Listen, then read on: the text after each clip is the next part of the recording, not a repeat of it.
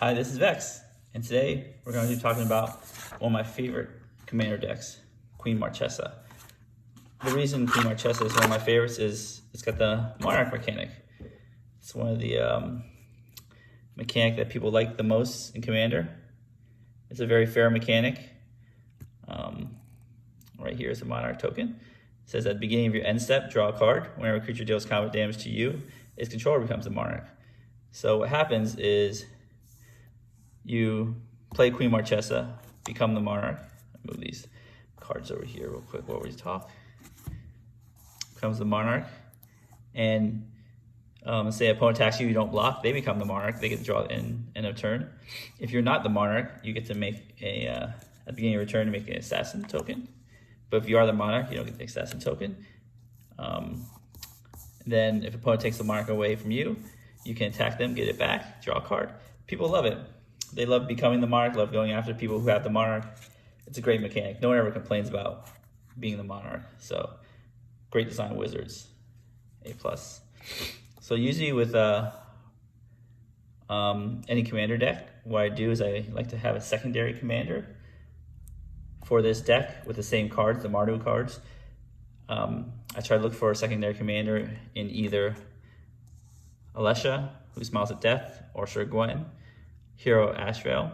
However, Sir Gwen, I don't have any equipment in this deck, so Sir Gwen basically doesn't have any text beyond Vigilance and Menace.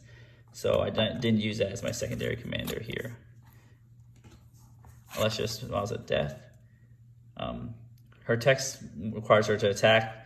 It doesn't really help. We don't want to attack a 3-2 into the red zone. That's kind of not good. So with this deck, there's only one commander, and that's Marchesa herself. So let's go through the certain card choices I have. This deck is a combination of Knights and Reanimator, which is kind of cool. And the card that ties them both together is this card, Hacken the Stromgald Scourge. And you can only cast him from the graveyard.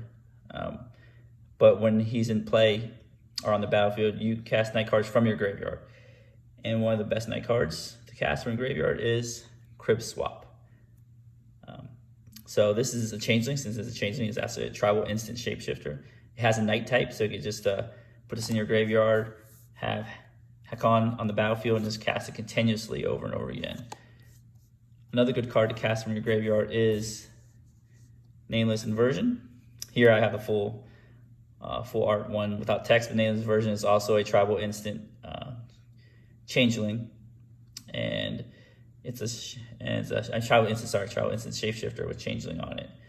It's target creature gets +3/-3 until end of turn and loses all creature types.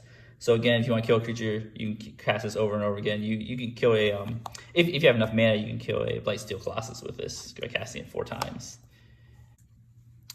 Some of the night cards I have are the adventure cards.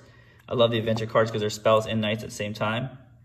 There's Murderous Rider, destroy target creature, or lifelink 2/3 lifelink, or Midnight Smitten Swordmaster. Oh, this is one of my favorites.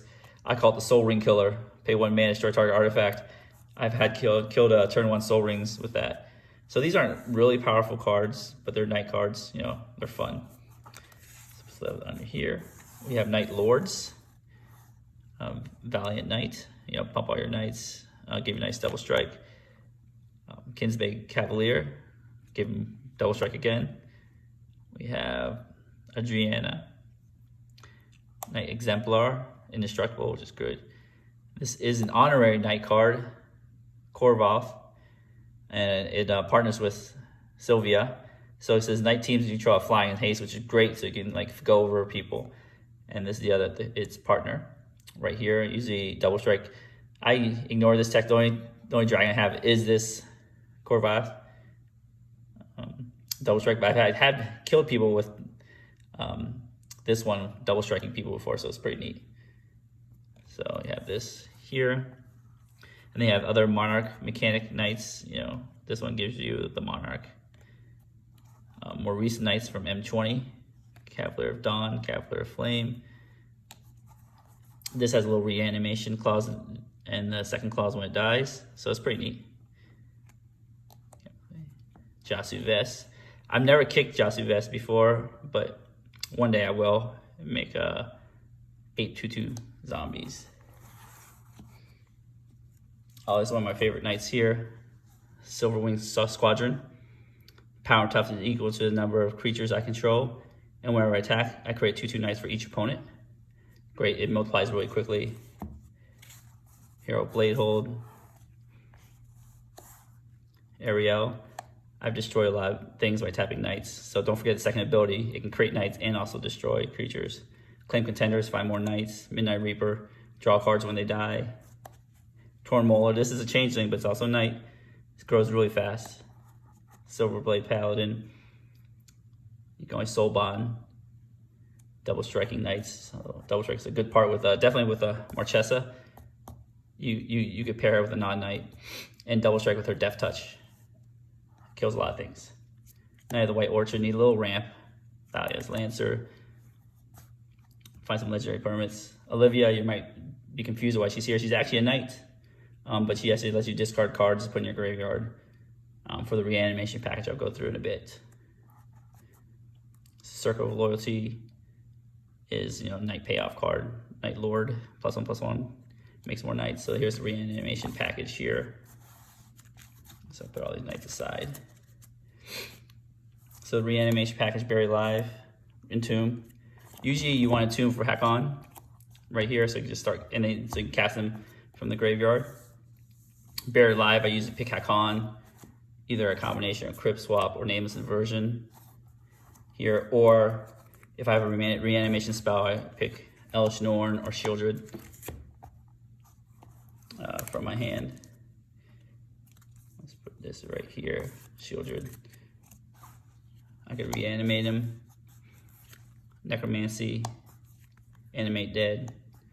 The Elves Reborn is in reanimation spell too, last clause, last chapter. Grave Sifter is a changeling, so it's a knight. Lets me get cards back in my graveyard. This has a little bit of reanimation theme with the second clause, sacrifice knight's charge, return all knight creatures from the graveyard to the battlefield. So a little bit of reanimator there. Some utility cards I like to have is card draw. Right here, Immortal Sun. I don't have any planeswalkers, so I don't care about starting out my own planeswalkers. I don't have any, which is great. Make things cost less, more Lord effects. +1/+1. Tome of Legends, so I really need card draw because I'm in Mardu color, so not in green and blue, which draw the most cards apparently in Commander, but Mardu. So this is really good because I definitely want to attack with her as much as I can because she has Death Touch, very hard to block. Usually kills what blocks her, so I can draw a lot of cards from here. Sensei's Divine Top, like the filter, because again, very little card draw, card manipulation in Mardu color, so this is good. Combines very well with Bolus of Citadel, so essentially you just pay 1 to draw any card off the top of your deck, pay 1 life. Another Monarch mechanic. This is not a zombie, but I really like the Monarch mechanic, so I just add this guy in to get the Monarchy back. There's some removal spells here, the usual Swords of Plowshares, a staple in EDH. Terminate, Anguish Unmaking, Bedevil. This is not the most optimal card to have. You have like Utter End or something, or Vindicate. But I really just like this card, and I love the art. Ruinous Ultimatum, this is a new card. This card's really fun to play. I've actually casted it and lost the game, so don't think you'll win by casting this card. Or Silence, kind of like tax and destruction effect. Wear and Tear, Reckless Charm. This is the only graveyard hate I have in this deck because I don't want to remove my own graveyard. So it's exile anybody's graveyard in a pinch if necessary. It also, in the anti-infinite creatures, I know it's a little foily, it's hard to see, but if your opponent's infinite creatures deal 1 damage, each creature deals 1 damage to its controller. So in a pinch, you can kill somebody making infinite creatures. Tutors, since usually I don't add Demonic Tutor to my decks, but because again we're in Mardu colors, this combination isn't that strong, so I need to give it a little staying power with Demonic Tutor, Diabolic Intent. We're going to sacrifice one of her little assassin creatures or another knight, and then maybe we could reanimate those knights, Enlightened Tutor. This is usually to get Smothering Tide. Not gonna lie, most 99% of times it just gets this one card, Smothering Tide. But it can get Necromancy, Animate Dead, Balls of Citadel, so a variety of other cards. Gamble. So this is kind of like an Entomb. If you have just Gamble in your hand, you can essentially play it as if it was Entomb. And we have the Mana Ramp, the usual Mana Ramp, Soul Ring, Chrome Mox. This is cool because you could ramp Marchesa out one turn earlier by pitching a card, and then you just gain it back with the Monarch, Arcane Signet, Felwar Stone, Mind Stone. So we have a lot of ramp, so we can ramp her out a turn early, which is very important because you want to get the Monarch early and start drawing cards. Rakdos Charm, Orzhov Charm, Boral's Charm, Talisman, and another Talisman here. And definitely this is the best ramp card, Smothering Tide.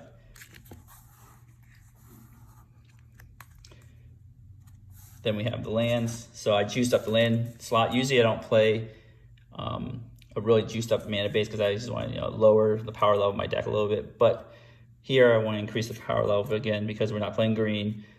It's hard to get our colors like correctly, and she's requires one of each color.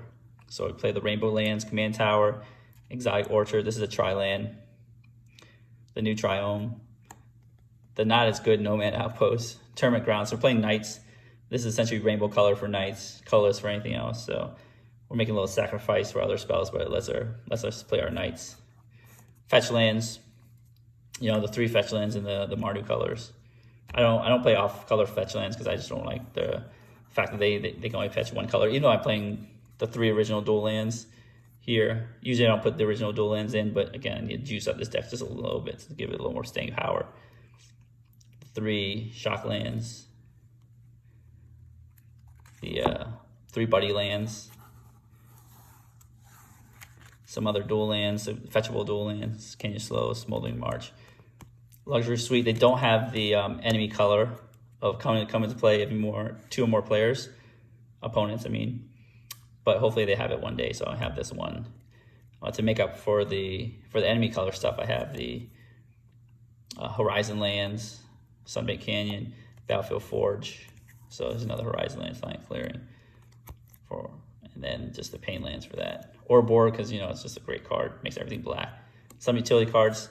Oh, I guess this is the second card that can remove somebody's graveyard. I just thought Rakdos Charm. I just forgot this deck card's in the deck. But Juka Bog will do it as well. You can't search for it unless you have Demonic 2 or Diabolic Intent. And some basics. What I do with the basics, I usually use the basics of the set that is the most recent set when I'm building this deck. So Theros Beyond Death was the most recent set, so I use their basics. I actually like using the basics of the set that came out when I'm building this deck, just to remind me of how old this deck is. So here we have our Marchesa deck. We have all our Knights. And essentially see if I find the most important Knight of all, this guy. This is essentially the guy that ties the entire deck together, Hakon. And since we actually have a whole paper deck, we can shuffle it up and do a sample hand. So let's do that. Let me shuffle this deck up and do a sample hand real quick. Be right back. And we're back. Now shuffle the deck. Let's see what we got here. Sunbaked Canyon, Bolas of Citadel, Josu Vest, Bajuka Bog, Knight's Charge, Chrome Mox, and Buried Alive. This looks like a pretty good hand. So as I said, remember I was talking about Chrome Mox, you can accelerate out Marchesa out a turn early. Bajuka Bog's kind of like a little useless. You probably want to play a first land. So let's just do a little gold fishing, right? Draw my first card, Luxury Suite. So I would play Bajuka Bog first. This comes into play tapped right here. So that really doesn't do anything unless somebody had a fetch land in the yard. But next turn 2, ooh, another land. So here we could just do Luxury Suite. We'll get to untap, there we go. And let's get Chrome Mox out. And I'll probably exile Knight's Charge because it's 2 colors. So cast Chrome Mox here. Imprint Knight's Charge. And then go cast a Buried Alive. And we'll get the cards that we talked about previously. Yes. Remember Hakan? Oh, it's right there. That's pretty lucky. This is a very important card we want to get. It's our hand. We don't have a reanimation spell, so let's just in case we draw a reanimation spell, let's put 2 good ones in the yard. Let's find our friend Elish Norn here. Go into the yard, and let's go see if we can find Shieldred.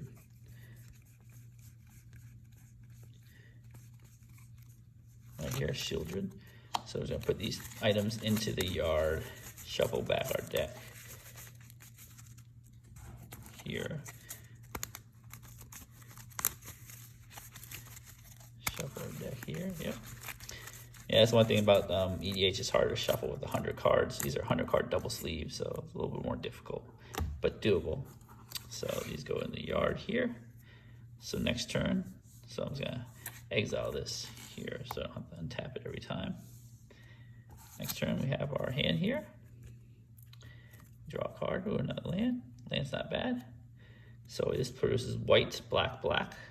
So, and red. So I have all my colors from Marchesa already. So let's play this Battlefield Forge. And now let's play the mountain here. So I'll tap and play our commander, Marchesa, Queen Marchesa, and instantly become the monarch right here. And then if no one has blockers, you can always start chipping away with command damage. Takes 7 attacks, though it's a lot of attacks, but you can start chipping away with commander damage there. And at the end of your turn, you get to draw a card. Now our lands will get a little flooded, but that's not bad. Once you cast Bolus of Citadel in 2 turns. So you can see this is how the deck plays out. It's pretty neat. Getting buried lives is very key. Getting a mana accelerant to accelerate our commander out is very key because we can start drawing a lot of lands that way. See, like getting these 2 mana accelerants are extremely key. That's why I have put a lot of them in the deck. It's not really a 2 mana accelerant according to Marchesa. She only needs 1 colorless, but you get the drift. So she's very important. I actually love playing these adventure cards too. They're beautiful here. As always, don't forget your token because Marchesa actually makes assassin tokens. Other items make knights, soldiers. You got your adventure. Smothering Tide always makes treasures, so don't forget these tokens. They're very useful. Anyways, I'm gonna put the list on my description so you can click on the list and look and check out my deck. Maybe make the same kind of deck, alter it. If you do, leave a comment to your link for your deck. Anyways, thank you for taking your time to check out my Queen Marchesa deck. And I always want to leave you guys with a question. Do you like having a multi-theme deck? And if so, what are they? Marchesa is a reanimator with knights. And I really like having this dual theme. Anyways, thank you for your time. I hope you enjoy it. Remember, if you like my content, don't forget to like this video and subscribe to my channel. Thank you, and have a good day.